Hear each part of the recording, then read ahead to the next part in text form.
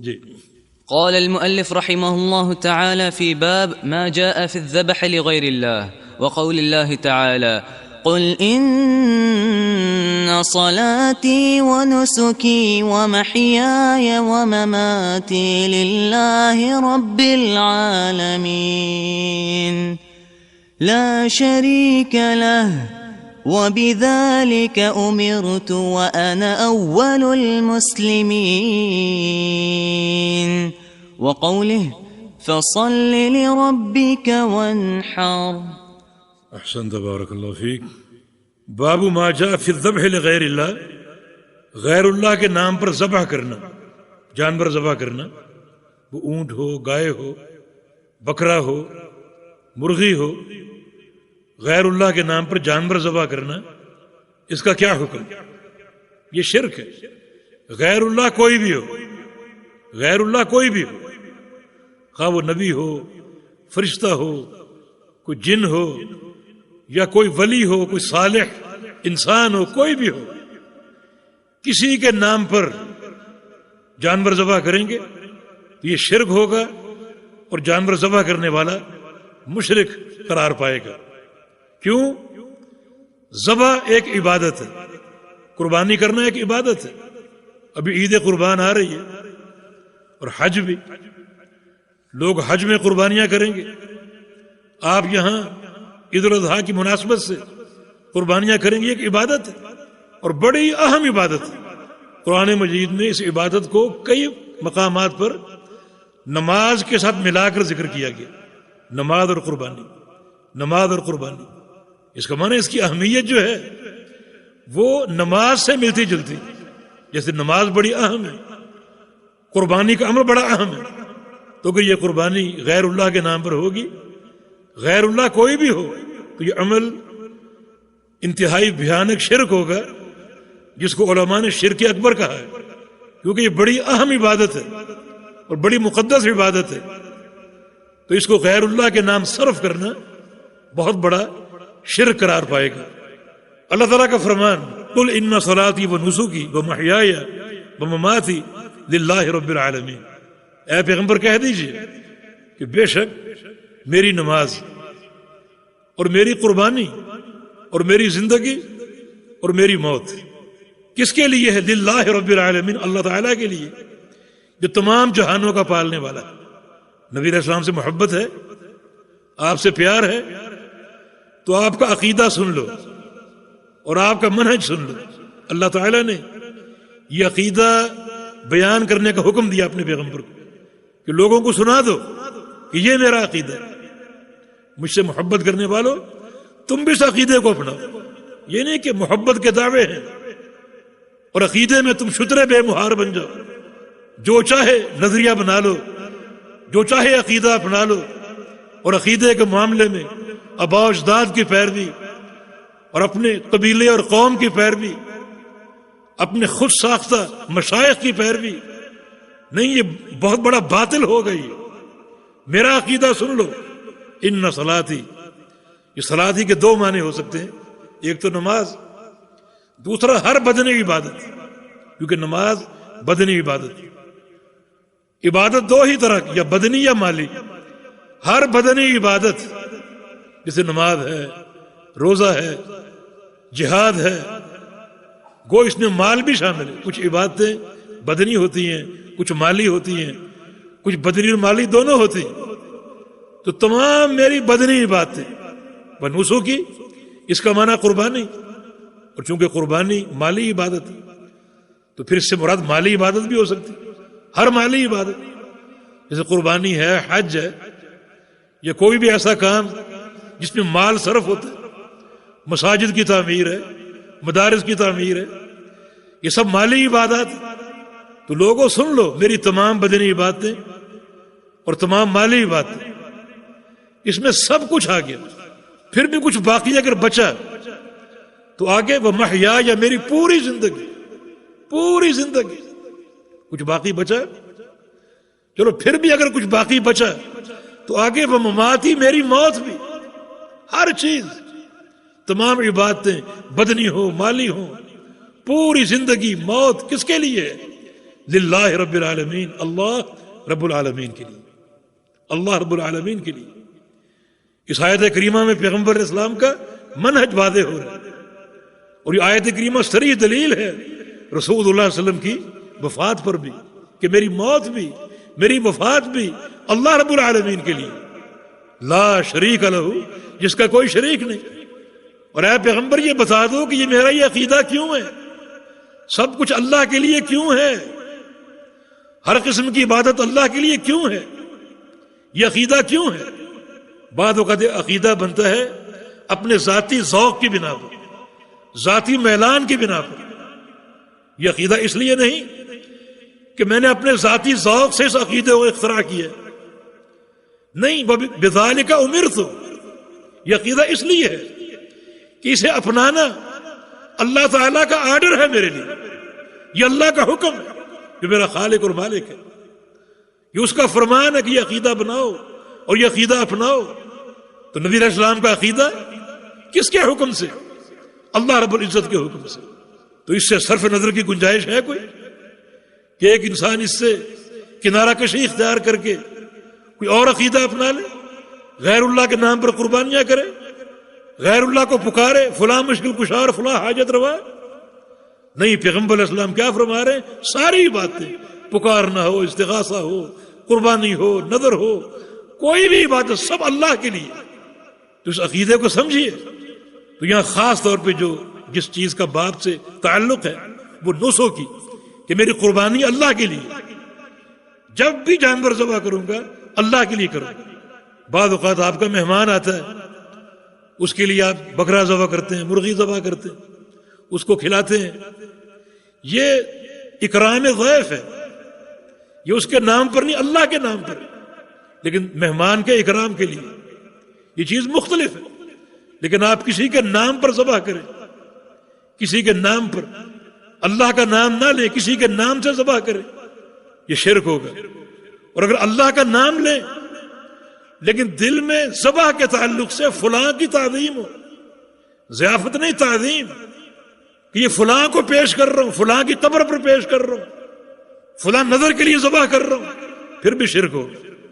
اگر اللہ کا نام لے لیکن دل میں کسی پر چڑھاوا چڑھانا مقصود ہو، اور کسی کے نام کی نظر مقصود ہو، اور کسی کی تعظیم مقصود ہو، پھر بھی یہ شرک ہو۔ تو ذبح لغیر اللہ یہ شرک ہے۔ فصل لربک وانحر، دوسری آیت مبارکہ سورہ کوثر کی، نماز پڑھو کس کے لیے؟ اپنے رب کے لیے، اور قربانی دو کس کے لیے؟ اپنے رب کے لیے۔ جس طرح نماز اللہ کے لیے اور غیر اللہ کے لیے پڑھنا شرک ہے، اس طرح قربانی بھی اللہ کے لیے ہے اور غیر اللہ کے نام پر کرنا شرک ہے، دونوں شرک ہے۔ تو ان نصوص سے واضح ہوا کہ غیر اللہ کے نام پر قربانی شرک ہے۔ قربانی ایک عبادت ہے، ایک عظیم الشان عمل ہے، ضروری ہے کہ اللہ کے لیے ہو، غیر اللہ کے نام پر ہوگی تو یہ ایک بھیانک اور بہت بڑا شرک ہوگا، اور ایسا عمل کرنے والا مشرک ہوگا۔ جی۔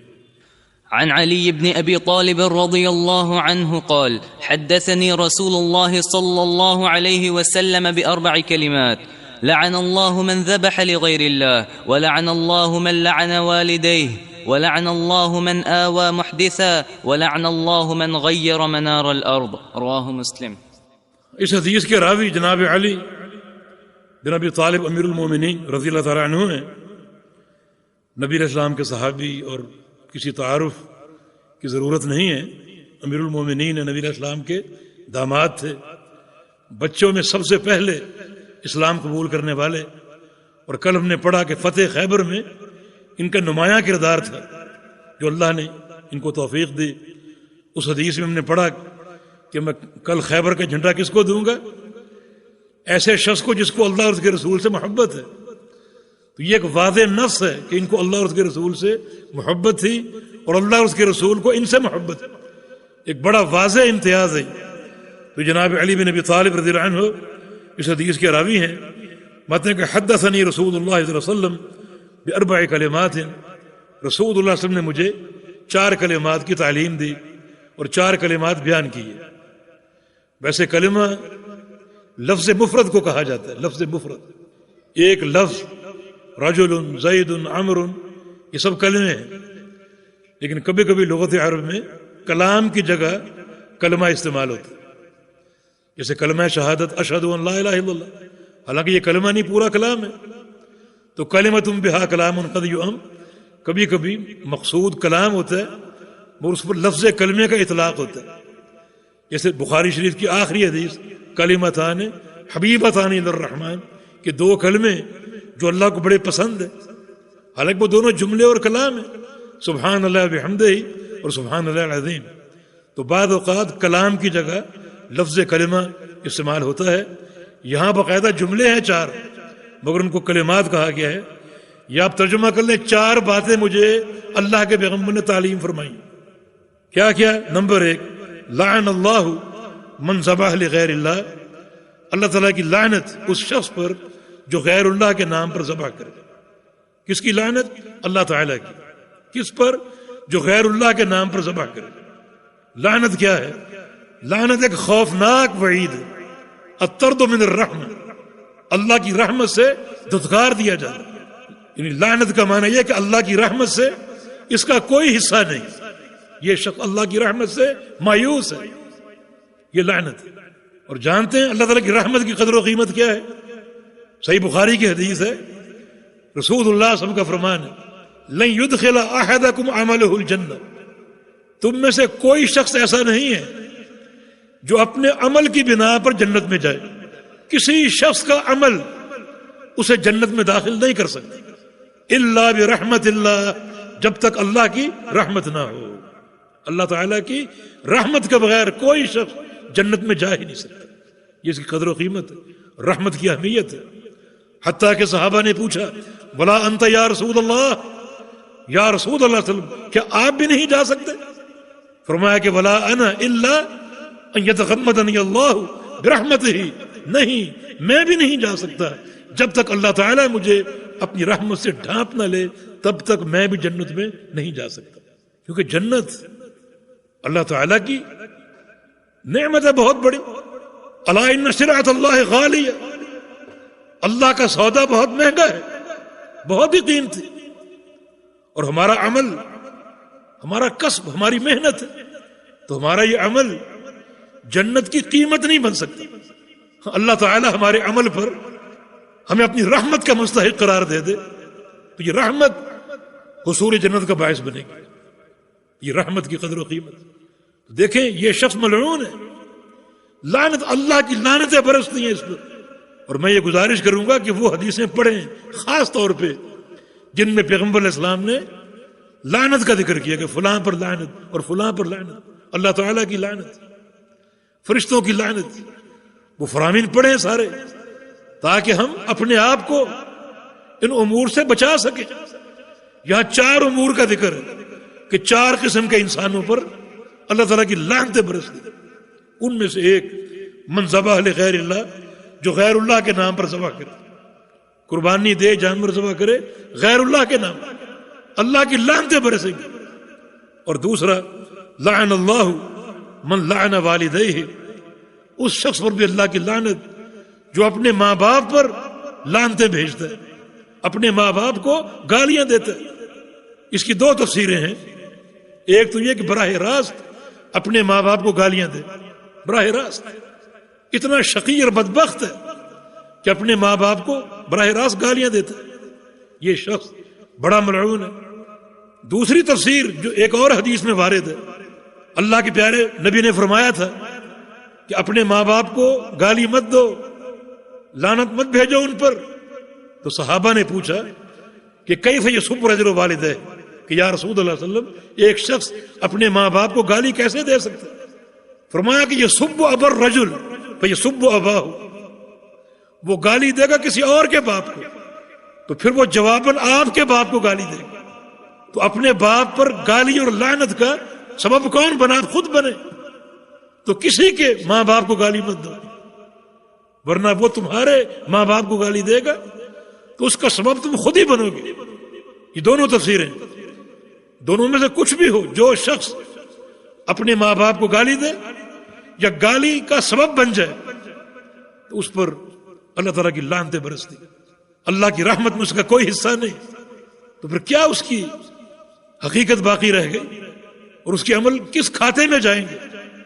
جب وہ لعنت کا مستحق ہے تو رحمت سے سراسر مایوس ہے۔ اور تیسری چیز، لعن اللہ من آبا محدثا یا محدثا، دال کا کسر اور دال کا فتح دونوں پڑھ سکتے۔ اگر محدث پڑھیں لعن اللہ من آبا محدثا، اس کا معنی ہو گیا لعنت ہے اللہ کی اس شخص پر جو کسی محدث کو جگہ دے اور پناہ دے۔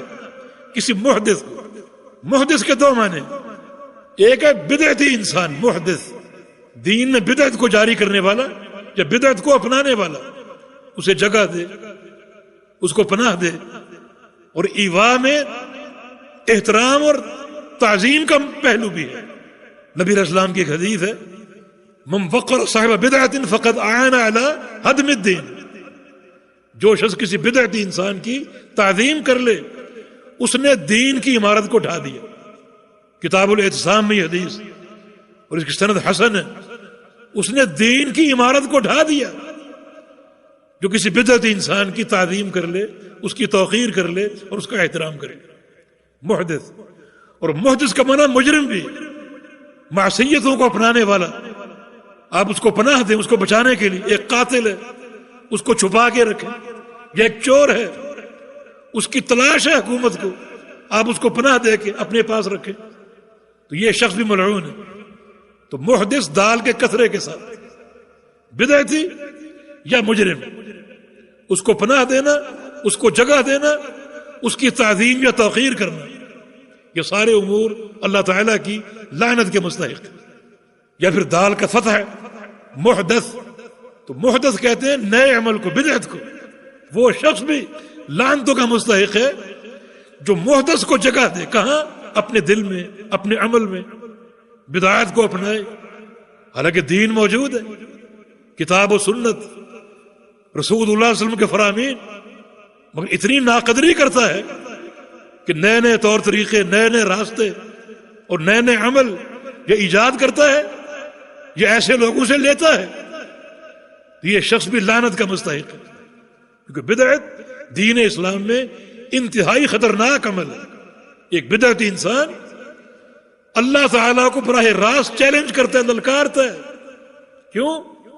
اللہ پاک کا دعویٰ ہے، الیوم اکملت لکم دینکم، آج میں نے دین مکمل کر دیا، اور یہ نئی چیز ایجاد کر کے وہ یا زبان حال سے اللہ سے کہتا ہے کہ یا اللہ کہاں مکمل ہے، اس میں یہ کمی تھی جو میں نے پوری کر دی، اس سے بڑی جسارت کوئی ہو سکتی؟ تو بدعتی انسان انتہائی حقیر اور ذلیل انسان ہے، اس کو جگہ دینا یا بدعت کو جگہ دینا شرعی مقاصد کے خلاف ہے۔ کتاب و سنت ہمارے پاس، اللہ کی نعمتیں موجود ہیں، اسی خزانے پر ارتکاز کریں ہم، اور قرآن و حدیث کی پیروی کریں اور اپنے آپ کو بدعت سے بچائیں۔ تو محدث یا بدعتی کو کہتے ہیں، مجرم کو کہتے ہیں، لیکن یہ بات یاد رکھو، ایک بدعتی انسان مجرم سے زیادہ خطرناک ہے۔ مجرم کون ہے؟ چور ہے، ڈاکو ہے، قاتل ہے، لیکن بدعتی انسان اس سے زیادہ خطرناک ہے، اور عام معصیت سے بدعت زیادہ خطرناک ہے۔ تبھی کتاب الابانہ ابن بطہ میں ایک چھوٹا سا واقعہ ہے، ایک محدث یونس بن عبید رحمہ اللہ، بہت بڑے محدث تھے، ان کو امام اور متقن اور قدوہ کہا گیا۔ اپنے بیٹے کو دیکھتے ہیں عمر بن عبید کے گھر سے باہر آ رہے، یونس بن عبید اپنے بیٹے کو دیکھتے ہیں عمر بن عبید کے گھر سے باہر نکلا، بلا لیا بیٹے کو۔ عمر کون ہے؟ عمر بن عبید معتزلی تھا، علم کلام سے شغف رکھتا تھا اور بڑی بدعات کا مجد تھا، بڑا اس پر ناراض ہوئے اور کیا کہا، لئن اراک خرجت من بیت الخنثى کان احب الی من ان اراک خرجت من بیت فلان۔ میرے بیٹے، اگر تو کسی مخنث، ہمارے زبان میں اس کو ہجڑا کہتے ہیں، اگر تو کسی مخنث کے گھر سے نکلتا، مجھے اتنا افسوس نہ ہوتا جتنا افسوس تجھے بدعتی انسان کے گھر سے نکلتے ہوئے دیکھ کر ہوا۔ یہ بات معلوم ہے کہ جس انسان کو مخنث کی صحبت جو ہے وہ اس کی عادت پڑ جائے تو کتنی خطرناک ہے یہ صحبت۔ فرمایا کہ یہ قابل برداشت تھا، لیکن ایک بدعت انسان کے تم گھر گئے، اس کی باتیں سن کر آئے۔ تو یہ سلف صالحین کی فکر کہ عام گناہوں کے مقابلے میں بدعت کو کتنا خوفناک وہ تصور کرتے تھے۔ تو محدث بدعت اور محدث بدعت انسان یا کوئی بھی مجرم اللہ تعالیٰ کی لعنتوں کا مستحق ہے۔ اور چوتھا جملہ لعن اللہ من غیر منال الارض، اللہ تعالیٰ کی لعنت اس شخص پر بھی جو زمین کے نشانات کو تبدیل کرے، جو زمین کے نشانات کو تبدیل کرے۔ اس کی بھی دو تفسیریں ہو سکتی ہیں۔ ایک تفسیر یہ کہ زمین کے نشان، جیسے سفر آپ کرتے ہیں تو راستے میں مسافت کا تعین ہوتا ہے کہ آپ کا سفر اب 60 میل باقی رہ گیا، 50 میل باقی رہ گیا، اس طرح کے پتھر نصب ہوتے ہیں۔ تو آپ شرارت کے طور پر ان کو مٹا دیں، یا 60 کو 160 کر دیں، یا 50 کو صفر ہٹا کے 5 کر دیں۔ تو یہ مسافر کے لیے دھوکہ ہے جس سے اس کو نقصان بھی ہو سکتا ہے۔ تو یہ زمین کے نشانات تبدیل کرنا، مسافروں کو دھوکہ دینے کے لیے، ان کو نقصان پہنچانے کے لیے اس قسم کی شرارتیں کرنا، ایسا شخص بھی لعنت کا مستحق۔ اور دوسرا معنی یہ ہو سکتا ہے کہ آپ کی زمین ہے، اس کا نشان لگا ہوا کہ یہ آپ کی زمین ہے اور یہ آپ کے بھائی کی زمین ہے، آپ نشان کو مٹا کر اپنی زمین کو بڑھا لیں اور وہ نشان کہیں آگے لگا دیں تاکہ میری زمین بڑھ جائے اور اپنے بھائی کی زمین میں چھین لوں، ہتھیا لوں۔ رسول اللہ صلی اللہ علیہ وسلم کا فرمان ہے جو شخص طریقے سے ایک بالشت بھی اپنے بھائی کی زمین کو ہتھیائے گا، قیامت کے دن اس کے گلے میں 70 زمینوں کا توق ڈال دیا جائے گا۔ اور یہ کیا ہے؟ اللہ کی لعنت۔ لعن اللہ من غیر منار الارض، جو زمین کے نشانات کو تبدیل کرے گا اللہ تعالیٰ کی لعنتوں کا مستحق ہوگا۔ جی۔ وعن طارق بن شهاب أن رسول الله صلى الله عليه وسلم قال: دخل الجنة رجل في ذباب ودخل النار رجل في ذباب. قالوا: وكيف ذلك يا رسول الله؟ قال: مر رجلان على قوم لهم صنم لا يجاوزه أحد حتى يقرب له شيئا. قالوا لأحدهما: قرب. قال: ليس عندي شيء أقرب. قالوا: قرب ولو ذبابا. فقرب ذبابا فخلوا سبيله فدخل النار. وقالوا للآخر: قرب. قال: ما كنت لأقرب لأحد شيئا دون الله عز وجل. فضربوا عنقه فدخل الجنة. رواه أحمد. احسن تبارک اللہ فیک۔ یہ حدیث طارق بن شہاب سے مروی ہے اور اس میں ایک قصہ ہے۔ یہ طارق بن شہاب بجلی احمسی یمن سے آئے ہوئے صحابی تھے، ان کی کنیت ابو عبداللہ، اور امام ابو داؤد کا قول ہے کہ انہوں نے نبی علیہ السلام کو دیکھا تھا لیکن آپ سے کوئی حدیث نہیں سنی، صرف لقاء ثابت ہے، سماع ثابت نہیں۔ تو اس لحاظ یہ حدیث کچھ لوگ منقطع اس کو قرار دیتے ہیں کہ انہوں نے نبی علیہ السلام کو صرف دیکھا تھا، سماع ثابت نہیں۔ اس قول سے ہی بات واضح ہو رہی، مگر حافظ ابن حجر رحمہ اللہ اس قول کی تشریح فرماتے ہیں اور بالکل صحیح بات کی کہ نبی علیہ السلام کو دیکھا تو اس کا معنی صحابی ہے، کیونکہ جس شخص نے بحالت ایمان اللہ کے پیغمبر کو دیکھ لیا وہ اللہ کے نبی کا صحابی، تو مجرد دیکھنے سے صحبت ان کی ثابت ہو گئی۔ اچھا، اب جو ان کی حدیث ہے سماع ثابت نہیں ہے، تو یقیناً انہوں نے یہ حدیث نبی علیہ السلام سے نہیں سنی مگر کسی اور صحابی سے سنی۔ اسے بولتے ہیں مرسل صحابی، مراسیل صحابہ، کہ صحابہ کرام کی مراسیل براہ راست انہوں نے نبی علیہ السلام سے نہیں سنی، کیونکہ آپ سے ان کا سماع ثابت نہیں ہے، تو پھر صحابہ کرام کی ایسی روایتیں مراسیل قرار پاتی ہیں۔ انہوں نے یقیناً وہ روایت کسی اور صحابی سے سنی ہے، اور صحابہ کی تمام مراسیل قابل قبول ہیں کیونکہ تمام صحابہ عدول تھے، اور تمام صحابہ جو ہیں وہ ان کی عدالت جو مسلم اور معتبر اور معروف تھی، اس لیے اس حدیث میں پر کوئی غبار نہیں، اس کا انقطاع جو ہے مضر نہیں ہے، بلکہ یہ مرسل صحابی ہے اور حجت ہے اور قابل قبول۔ یہ فرماتے ہیں کہ رسول اللہ صلی اللہ علیہ وسلم نے ارشاد فرمایا، ایک واقعہ بیان کیا، فرمایا کہ داخل الجنت رجل فی ذباب وداخل النار رجل فی ذباب۔ ایک شخص جنت میں داخل ہوا ایک مکھی کی وجہ سے، اور ایک شخص جہنم میں داخل ہوا ایک مکھی کی وجہ سے. یعنی ایک مکھی ایک شخص کے جنت کے داخلے کا سبب بن گئی، اور ایک مکھی ایک شخص کے جہنم کے داخلے کا سبب بن گئی. اب مکھی ایک حقیر سا جانور، ایک خسیس سا جانور، یقیناً صحابہ سن کر پریشان ہو گئے کہ ایک مکھی جنت کے داخلے کا سبب یا جہنم کے داخلے کا سبب. نبی علیہ السلام سے اس کی تفصیل پوچھی تو رسول اللہ صلی اللہ علیہ وسلم نے فرمایا مر رجلان علی قوم، کہ دو شخص سفر پر گامزن تھے اور ایک قوم کے پاس سے گزرے. ان کا سفر جاری تھا، ایک قبیلے یا قوم کے پاس سے گزرے. لہم صنم، ان کا ایک بت تھا. بت در حقیقت ان کا پیر سمجھو. بت کسے کہتے ہیں؟ صنم کسے کہتے ہیں؟ جو کسی نیک بندے کی شکل پر تراشا جائے. کوئی شخص ایسا ہو جو صالح ہو، نیک ہو، جس کی آپ قدر کرتے ہو، جس کے آپ معترف ہوں، اور وہ مر جائے تو اس کی یادگار کے طور پہ اس کی شکل پر اس کا مجسمہ آپ بنا لیتے ہیں. وہ صنم جو ہے وہ کہلاتا ہے. یوں سمجھے کہ وہ ایک شخص تھا جو فوت ہو چکا، اور اس کی شکل کا انہوں نے بت تراشا ہوا تھا اور اس پر وہ جمع تھے. اور سالانہ ایک تقریب تھی جس کو ہم عرس کا نام دیتے ہیں. یہ عرس کا موقع تھا اور لوگ وہاں جمع تھے، اور یہ دونوں نووارد المسافر وہاں سے گزرے. ان لوگوں کا جو ایک رسم تھی ان کی، وہ یہ تھی کہ لا یجاوزہ احد حتی یقرب لہ شیئا، کہ آج کے دن جو شخص یہاں سے گزرے گا وہ چڑھاوا چڑھائے بغیر نہیں گزر سکتا.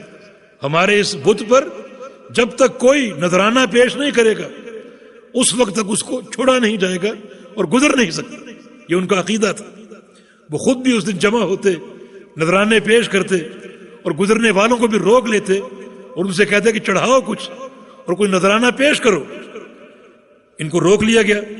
فقالوا لأحدهما، تو ایک سے کہا قرب، کوئی چیز پیش کرو، کوئی نذرانہ پیش کرو. قال، اس نے کہا کہ لیس عندی شیء اقرب، میرے پاس پیش کرنے کے لیے کچھ نہیں، خالی ہاتھ خالی جیب، کوئی چیز نہیں جو پیش کر سکو. قالوا قرب ولو ذبابا، انہوں نے کہا کچھ نہ کچھ پیش کرنا ہوگا، تمہارے پاس اگر کچھ نہیں تو ایک مکھی اٹھا کر مار کر پیش کر دو، ایک مکھی ہی پیش کر دو، وہ بھی قابل قبول ہوگی. فقرب ذبابا، اس نے مکھی پکڑی اور پکڑ کر اس پر چڑھا دی، پیش کر دی، اسے مار کے اس پر رکھ دیا. فخلوا سبیلہ، تو اس قوم نے اس کو چھوڑ دیا، آزاد کر دی کہ جاؤ شاباش تم آزاد ہو، جان بچ گئی. فدخل النار، رسول اللہ صلی اللہ علیہ وسلم نے فرمایا جان بچ گئی، مگر مکھی کا چڑھاوا چڑھا کے اگلا قدم جو اس نے اٹھایا وہ اس کو جہنم میں لے گئی. جان بچ گئی اس کی مگر جہنم میں داخل ہو گیا. وقال للآخر، دوسرے سے کہا قرب، تم بھی چڑھاؤ. وہ موحد تھا، صاحب توحید تھا. اللہ تعالیٰ ہمیں بھی یہ استقامت عطا فرمائے. اس نے کہا کہ ما کنت لأقرب لأحد شیئا دون اللہ عز وجل، میں اللہ کے علاوہ کسی کے نام پر کوئی چیز قربان نہیں کرتا اور کوئی چڑھاوا پیش نہیں کرتا، کوئی نظر پیش نہیں کرتا، کوئی مال خرچ نہیں کرتا اللہ کے علاوہ. یہ میرا عقیدہ ہے، یہ میری توحید کا تقاضا ہے. کسی غیر اللہ کے نام کوئی چیز پیش نہیں کرتا. فضربوا عنقہ، اپنے قاعدے کے مطابق انہوں نے اس کی گردن پر وار کیا اور وہاں اس کو قتل کر دیا، شہید ہو گیا. فدخل الجنہ، بظاہر جان چلی گئی مگر پیغمبر علیہ السلام نے ارشاد فرمایا کہ وہ شخص جنت میں داخل ہو گیا. یہ قصہ ہے کہ ایک شخص کے جنت کے داخلے کا سبب ایک مکھی بنی اور ایک شخص کے جہنم کے داخلے کا سبب ایک مکھی بنی. اب آپ غور کیجئے، مکھی ایک حقیر سا جانور، خسیس سا جانور، اس کا چڑھاوا چڑھانے والا اگر جہنم میں جا سکتا ہے تو ہمارے معاشرے میں کیا کچھ ہو رہا ہے. غیر اللہ کے نام پر جانور پیش ہو رہے ہیں، بکرے پیش ہو رہے ہیں، مرغے پیش ہو رہے ہیں، قربانیاں کی جا رہی ہیں. کیا انجام ہوگا؟ ایک مکھی کی قربانی دینے والا، ایک مکھی خرچ کرنے والا، پیش کرنے والا جہنم میں داخل ہوگا۔ تو کتنا یہ مہلک قسم کا شرک ہے، اور فوراً جہنم میں چلا گیا۔ یعنی شرک کا جو انجام ہے کتنا فوری اور کتنا خطرناک ہے کہ جہنم کا داخلہ اور فوری داخلہ۔ یہاں نبی علیہ السلام کی ایک حدیث سمجھ میں آتی ہے، آپ کا فرمانے کا الجنت اقرب الی احدکم من شراک نعلہ والنار مثل ذلک، کہ جنت تم سے تمہارے جوتے کے تسمے سے بھی زیادہ قریب ہے۔ بھی تسمہ 2 فٹ کا ہوگا، سمجھو کہ جنت تم سے 1 فٹ کے فاصلے پر، اور جہنم بھی اتنے ہی فاصلے پر۔ بعد کا تمہارا ایک عمل، ایک کردار تمہیں جنت میں لے جائے گا، اور بعض اوقات ایک عمل تمہیں جہنم میں پہنچا دے۔ تو بڑی محتاط زندگی بسر کرو۔ اس کا تقاضا یہ کہ اپنے آپ کو اللہ کے دین اور شریعت کے زیر سایہ رکھو۔ اس معاملے میں سر فہرست اللہ تعالیٰ کی توحید ہے، جیسا کہ اس حدیث سے واضح ہوا۔ توحید اور شرک کا معاملہ، جس شخص نے توحید کا مظاہرہ کیا استقامت کے ساتھ، اس کا اگلا قدم جنت میں تھا، اور جس شخص نے شرک کا مظاہرہ کیا اللہ تعالیٰ نے اس کو فوراً جہنم میں ڈال دیا۔ تو غیر اللہ کے نام کا ذبح یا غیر اللہ کے نام کی قربانی یا غیر اللہ کے نام کا چڑھاوا کتنا خطرناک، کتنا بڑا شرک ہے۔ یہ حدیث مسند احمد میں ہے، مسند احمد میں نہیں، اس کو امام احمد نے روایت کی ہے، رواہ احمد، اسے روایت کی امام احمد نے۔ بعض لوگ سمجھتے ہیں مسند احمد میں ہوگی، لیکن مسند احمد میں نہیں ہے، بلکہ امام احمد کی ایک اور کتاب کتاب الزہد، اس میں یہ حدیث مروی۔ کتاب الزہد میں، مسند احمد میں نہیں ہے بلکہ کتاب الزہد میں ہے۔